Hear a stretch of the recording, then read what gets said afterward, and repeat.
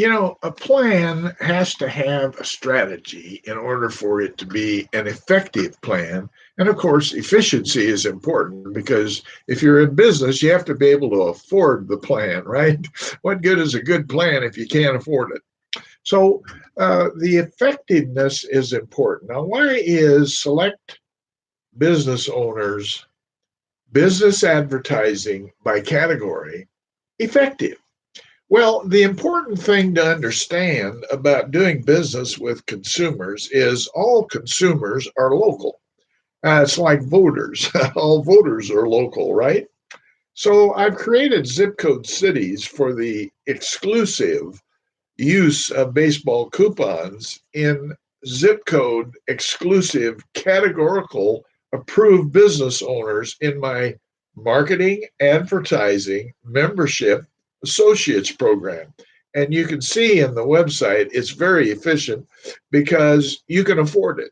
Just take what you have to understand about what exclusivity means to you as a local independent business owner who is approved for my select business owner uh, uh, program.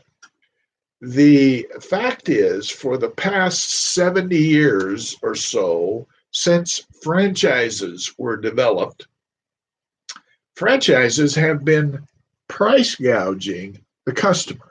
Now, now the average customer wouldn't understand really what that means until they understand that the franchise owner, the one that issued the franchise to the franchisee, the one that runs the business, where you go in, you see the menu, or when you sign up for the service, that's a franchise service, or when you go in to buy a product where it's a franchise selling product.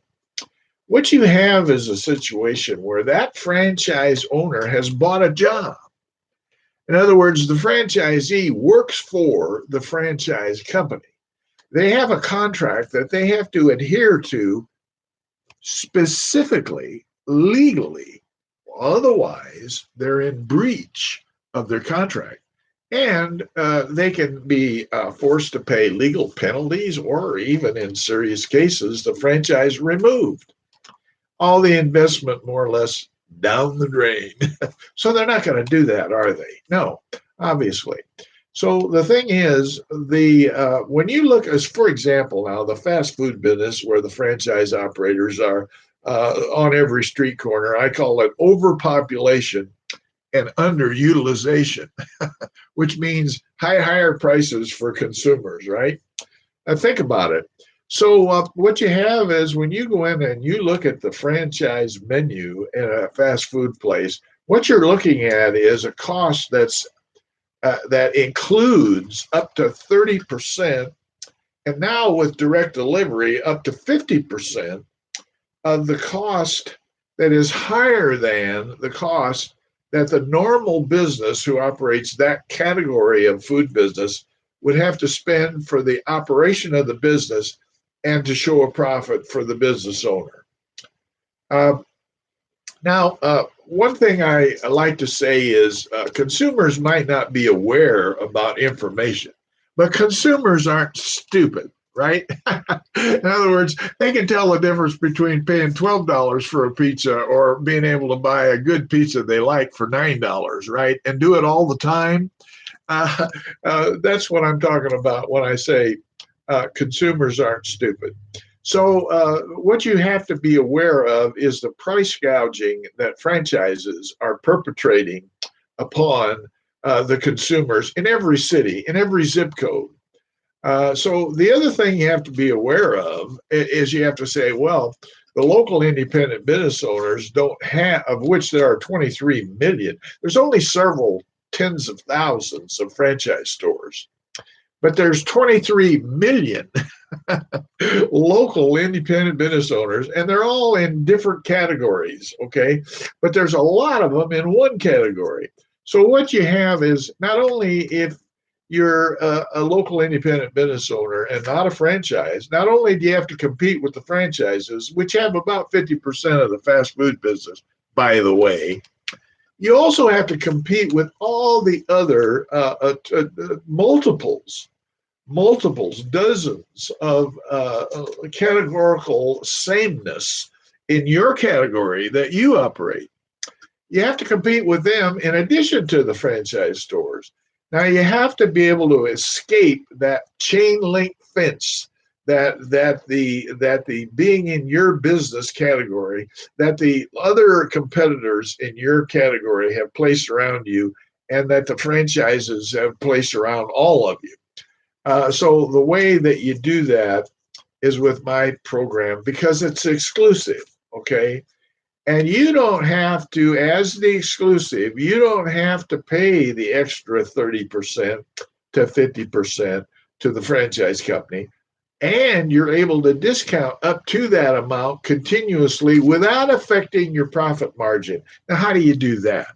Well, if you're taking business from the franchise owners in your category, in your zip code. Now, by the way, there's thousands of consumers that live in a zip code. If you had a small percentage of them continuously coming to your business instead of where they're buying their stuff now, because all consumers are spending disposable income on a daily basis, maybe on different days, but they're all spending a certain amount of money.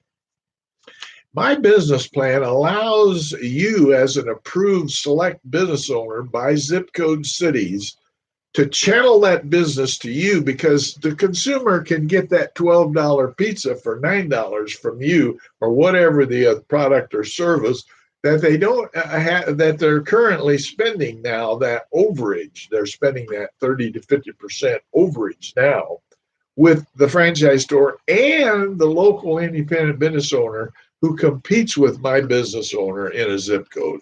Because the local independent business owner that is trying to mimic or outdo or outsell the franchisers is playing a losing game because, first of all, he's looking to the franchises as his pricing model. So his pricing model is really no different than the franchises. So he's overcharging customers by 30 to 50%, but they don't know it. And he doesn't really understand how that dynamic works in order to keep him in business because he's only one store. Okay.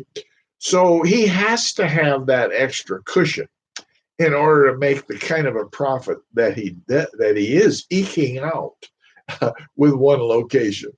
So take it some to thought, and we'll see how this develops in your thinking.